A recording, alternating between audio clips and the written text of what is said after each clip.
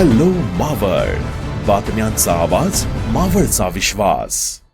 संपूर्ण मावळ तालुक्यासह पिंपरी चिंचवडकरांचं लक्ष लागलेल्या पावना बंदिस्त जलवाहिनीच्या प्रकल्पाच्या मुख्यमंत्री देवेंद्र फडणवीस यांच्या अध्यक्षतेखाली बैठकीमध्ये नेमकं काय झालं याबाबत खुलासा करण्यासाठी आपल्यासोबत आमदार सुनील अण्णा शेळके. अण्णा, 2 तास माझ्या माहितीप्रमाणे बैठक चालली. या बैठकीचा मुख्य जो अजेंडा होता तो पावना जलवाहिनीचा विषय होता. नक्की या बैठकीत काय झालं? बाहेर वेगवेगळ्या चर्चा येऊ लागल्यात. आज राज्याचे मुख्यमंत्री आदरणीय फडणवीस साहेबांनी पावना बंद जलवाहिनीच्या संदर्भात बैठक बोलवली. त्या बैठकीमध्ये विधानसभेचे उपाध्यक्ष सन्माननीय अण्णासाहेब बनसोडे, मावळ लोकसभेचे खासदार श्री आप्पा बारणे, माजी मंत्री बाळाभाऊ बेगडे, पिंपरी चिंचवडचे 3 विधानसभेचे आमदार आणि विधान परिषद 2 आमदार, असे 5 आमदार पिंपरी चिंचवडमधील, महापौर, आयुक्त, त्यानंतर जलसंपदा विभागाचे मंत्री विखे साहेब, हे सर्वजण त्या बैठकीला उपस्थित होते. बैठकीमध्ये पिंपरी चिंचवडकरांना बंद पाईपलाईनद्वारे पाणी मिळावं ही भूमिकाच आज खरं तर त्या बैठकीतली होती. परंतु सुरुवात खासदार श्री आप्पा बारणेंनी केली.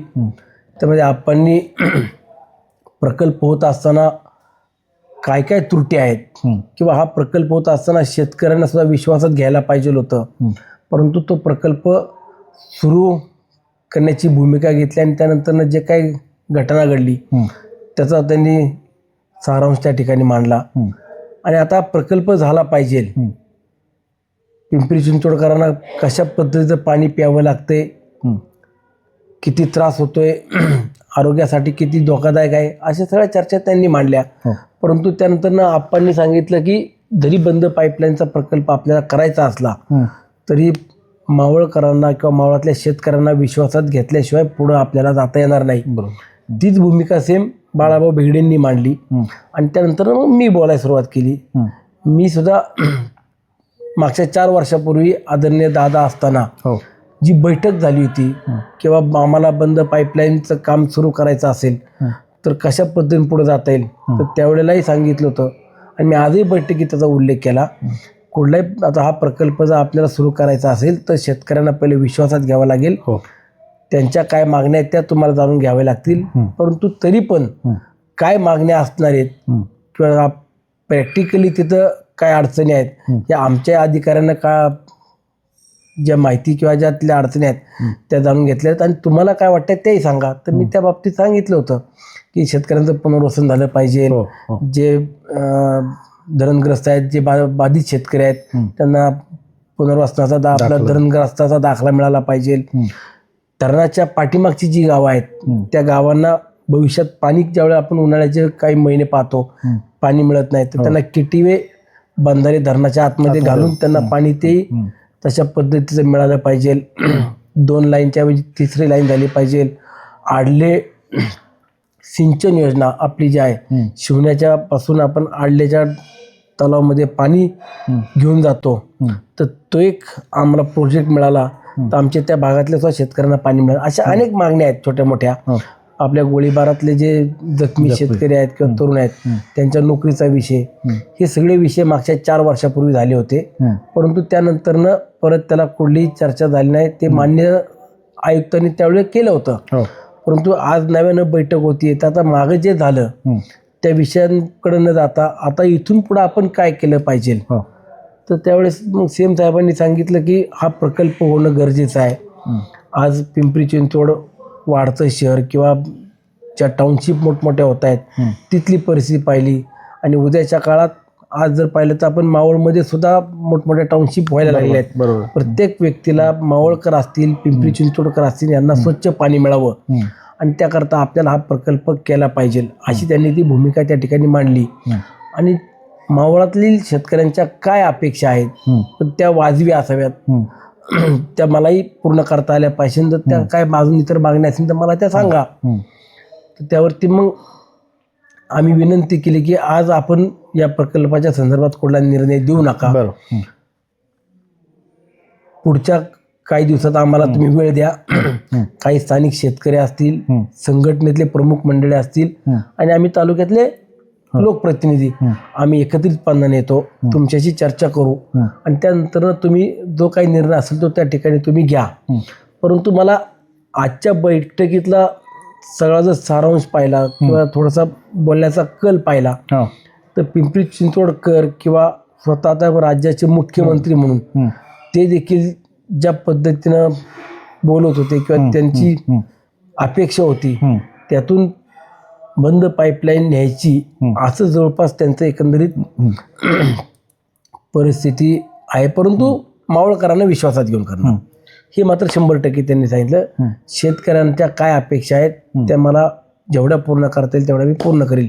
मी त्यामध्ये एक विषय काढला तरी साहेब म्हणलं आपण जे धरणग्रस्त आहेत ज्या खातेदारांना आपण पूर्वीच्या 4 एकर प्रमाणे जागा वाटप केली तर त्याच पद्धतीनं आज आपल्याकडे जागा 4 एकरनं द्यायला नाहीये, परंतु धरण क्षेत्राच्या आजूबाजूच्या परिसरात 2 एकर प्रमाणे आणि राज्यात किंवा जिल्ह्यात इतर कुठल्या ठिकाणी 2 एकर अशी जर आपण जागा दिली तर शेतकऱ्यांना देखील एक समाधान वाटेल.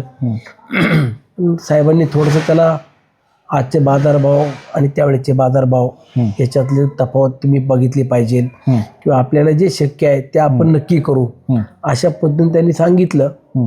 बघूया आज एका बाजूला विभागीय आयुक्त पिंपरी चिंचवडचे असतील, काही आमदार त्यांनी देखील सांगितलं की आम्ही बरेच ह्या कामाच्या मध्ये पुढे गेलो आहोत, परंतु फक्त आम्हाला तुमच्याकडनं मान्यता पाहिजे.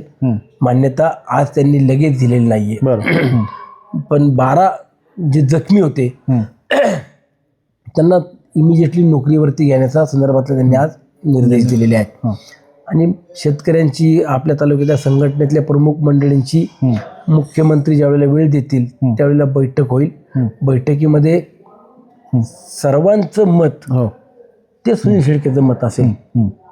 शेवटी मावळकर माझ्या दृष्टीनं माझे महत्वाचे आहेत. बरोबर की ज्या स्थानिक भूमिपुत्रांनी मला आमदार केलं, या विधिमंडळामध्ये सर्वोच्च न्यायालय आहे, सर्वोच्च मंदिर आहे, त्यामध्ये पाठवलं. तिथं तरी जाऊन मी माझ्या मावळकरांचा कुठेही विश्वासघात होणार नाही एवढं सांभाळून काम करतोय आणि उद्याच्या काळात देखील तीच माझी भूमिका असेल. पण आज मी बाळाभाऊ बेगडे, बारणे आप्पा तिघांनी मावळकर आणि शेतकरी यांना बरोबर घेतल्याशिवाय या प्रकल्पाला कुठेही धक्का लावू नका किंवा पुढे त्याची वाटचाल करू नका, कुठले परवानगी देऊ नका अशी भूमिका आम्ही तिघांनी घेतली. बघूया. पण अण्णा हा जो प्रकल्प आहे तो मेन मुळात पुनर्वसन हा वेगळा भाग आहे आणि प्रकल्पाला विरोध करणं हा शेतकऱ्यांचा वेगळा भाग आहे. त्यामुळे आजच्या बैठकीमध्ये तुम्ही तिघांनी तीव्र असा विरोध केला का की हा प्रकल्प होऊच नाही, याबाबत विरोध झाला? सांगितलं ना, त्यामध्ये बाळाभाऊ बेगडेंनी पूर्ण इतिहासच सांगितला. मी जी काय परिस्थिती आहे, वस्तुस्थिती आहे ती मांडण्याचा प्रयत्न केला, बारणे आप्पांनी केला. पण पाईपलाईन रद्द करा, हा प्रकल्प रद्द झाला पाहिजे, जी भूमिका आमची ठाम होती तर त्या भूमिकेला सरकार आम्हाला मान्य करेल असं आजची तरी परिस्थिती नाहीये. बरं, पण बघूया आता सगळे आपण म्हणजे जी बाहेर चर्चा आहे की आजच्या बैठकीत पवना जलवाहिनी जी आहे ती होणार अशी सकारात्मक चर्चा झाली, ह्या तथ्य आहे? नाही, सकारात्मक आता शेवटी जो तो त्याची बाजू मांडत असतो. आज बैठक झाली, मुख्यमंत्र्यांनी सांगितलं की प्रकल्प झाला पाहिजे, त्याच्या मागचे कारण काय सांगितलं, त्यांनी सांगितलं की आज आपण पाणी जे पितो ते पाण्यामध्ये ऑक्सिजन किती लेवल आहे, आज त्या पाण्यापासून दुष्परिणाम काय काय होत आहेत, कॅन्सरचं प्रमाण किती वाढलंय, मुलांच्या वाढीमध्ये किती त्याच्यामध्ये म्हणजे संपूर्ण बॉडीची जी वाढ व्हायला पाहिजे ती सुद्धा खुंटायला लागलेली, अशा अनेक त्यांनी विषय मांडले. मग आपण एक राज्यकर्ते म्हणून किंवा एक लोकप्रतिनिधी म्हणून आपल्याला देखील आपली जबाबदारी कळली पाहिजे. मग अशा परिस्थितीमध्ये त्यांनी त्यांची बाजू मांडली, आम्ही आमची बाजू मांडली. पिंपरी चिंचवडकर किंवा तिथले जे स्थानिक प्रतिनिधी होते त्यांनी त्यांची बाजू मांडली. पण याचा एंड किंवा याचा आपण निर्णय हा अद्याप झालेला नाही. बरं, निर्णय होताना माझे शेतकरी, माझ्या शेतकऱ्यांच्या भावना हे त्यांनी ऐकून घेतल्या पाहिजे. कशा पद्धतीनं पुढच्या पिढ्यांना सुद्धा आपल्या मावळकरांना या पाण्यापासून वंचित राहण्याची वेळ येणार नाही किंवा जे मुबलक पाणी पाहिजे किंवा पाईपलाईनच नाही झाली पाहिजे तर काय नाही झाली पाहिजे, ह्या सगळ्यावरती अजून एकदा चर्चा होईल. तोपर्यंत पुढं कोणी जाणार नाही. त्यांना तीव्र आंदोलन झालंय या सगळ्या गोष्टीसाठी. आता वेळ अशी आली आहे की शेतकऱ्यांना अंधारात ठेवण्याची वेळ नाहीये. स्पष्ट सांगा, या प्रकल्पाला ग्रीन सिग्नल भेटून हा प्रकल्प पूर्ण होऊ शकतो का? शेतकऱ्यांची मानसिकता अजूनही विरोध करण्याची आहे. तुम्ही मावळच्या शेतकऱ्यांना काय सांगता? मावळकरांना, मावळातल्या शेतकऱ्यांना, आंदोलनकर्त्यांना किंवा संघटनेला मुख्यमंत्री महोदयांनी समोर बैठकीला बोलवल्यानंतर जे मुख्यमंत्री सांगतील, आपल्या शेतकऱ्याची बाजू मांडतील, त्यामध्ये जर समन्वय झाला तर पुढे जातील. अन्यथा याच्यात काही वेगळे फाटी पण फोडण्याचं काम करतायत. परंतु समंजसपणा हा आपण ठेवला पाहिजे. मला एवढं निमित्त सांगायचंय. बघूया, आता मी तर आज तुमच्याही माध्यमातून आव्हान करील किंवा उद्या मी स्वतःही, बाळाभाऊ बेगडे असतील, आज गणेश बेगडे त्या ठिकाणी होते, त्यांनाही फोन करील की आपण मुख्यमंत्र्यांकडे बैठकीला जाण्या अगोदर पहिले आपल्याच सामोपचारानं चर्चा झाली पाहिजे. बरोबर. आपण एकत्रित बसून काय भूमिका असली पाहिजे ना, तर माझी वेगळी, त्यांची वेगळी, शेतकऱ्यांची वेगळी, अशी भूमिका मांडायला ते राज्याचे प्रमुख आहेत. त्यांचा एक मिनिट महत्वाचा असतो. आपण आपल्यात पहिली बैठक घेऊन समन्वय केला पाहिजे आणि त्यानंतर ना मग मुख्यमंत्र्यांकडे जायला पाहिजे, असं आज तरी माझं मत आहे. म्हणजे शेवटी मावळ तालुक्यातील शेतकऱ्यांची भूमिका ही महत्वाची राहणार आहे. 100% हे बघा, शेवटी जसं आज मी काल पण तुम्हाला सांगितलं की जसे पिंपरी चिंचवड मधले सगळे लोकप्रतिनिधी एकत्र आले की आम्हाला पाणी पाहिजे, बंद पाईपलाईन मधून पाहिजे, तर तसं उद्या आज मावळातल्या आम्ही लोकप्रतिनिधी म्हणून आम्ही एकत्र यायलाच पाहिजे. माझी भूमिका आहे. बरोबर. एकत्र बसलं पाहिजे ना. अशा काही प्रसंगामध्ये राजकीय मतभेद बाजूला ठेवून आपण बसलंच पाहिजे. काय भूमिका घ्यायची, आपला काय स्टँड असला पाहिजे. बघूया आता उद्या किंवा परवा 2 दिवसात. मी तर म्हणजे एकंदरीत आजच्या मीटिंगचा जर का सारांश आपण बघितला तर पवना जलवाहिनीमध्ये जे आंदोलकर्ते जखमी झाले होते त्यांच्या नोकरीचा मार्ग निघालाय. 50-50 झालं. बरं. मी सगळा निर्णय जो झालाय ना आज, तो 100% ना पिंपरी चिंचवडकरांच्या बाजून झाला ना मावळकरांच्या. 50-50% आहे आज तरी. फक्त कामगार जे आपले शेतकरी आहेत, जखमी झाले आहेत, त्यांना कामावरती घेण्याचा निर्णय मात्र सीएम साहेबांनी इमिजिएट त्यांची ऑर्डर काढा अशा सूचना दिल्या. तर हे होते मावळचे आमदार सुनील शिर्के. खरं तर आजच्या बैठकीचं संपूर्ण मावळ तालुका आणि पिंपरी चिंचवडकरांचं लक्ष लागलं होतं. असं म्हटलं जातंय की या बैठकीमध्ये सीएम जे आहेत आपले मुख्यमंत्री देवेंद्र फडणवीस यांची भूमिका हा प्रकल्प पूर्ण करण्याच्या दृष्टिकोनातून आहे, परंतु मावळातील शेतकऱ्यांना विश्वासात घेतल्याशिवाय हा प्रकल्प पुढे जाणार नाही अशी भूमिका आमदार सुनील शिर्के यांनी तिथं मांडली. आणि आता शेतकऱ्यांना देखील वेळ दिला जाईल आणि त्यांची बैठक झाल्यानंतर पुढील काळामध्ये पवना जलवाहिनी प्रकल्प पूर्ण होतो का किंवा ह्याच्यात काय फाटे फुटतात हे पाहणं महत्त्वाचं ठरेल. परंतु आत्ता तरी हा सगळा प्रकल्प शेतकऱ्यांच्या भूमिकेकडे आणि मावळ तालुक्यातील जे राजकीय नेते आहेत, ते सर्वपक्षीय नेते आहेत, त्यांच्या भूमिकेकडे राहतील. ते शेतकऱ्यांना मावळ तालुक्यातील कशा प्रकारे या प्रकल्प होण्यापासून त्याचे फायदे काय असतील किंवा तोटे काय आहेत हे समजावून सांगतात की पुन्हा एकदा मावळ तालुक्यात या प्रकल्पासाठी नवीन आंदोलन उभं राहतं हे पाहणं आपल्यासाठी महत्त्वाचं ठरणार आहे. आताच हॅलो मावळ YouTube चॅनलला सबस्क्राईब करा आणि आमच्या फेसबुक पेजला फॉलो करायला विसरू नका.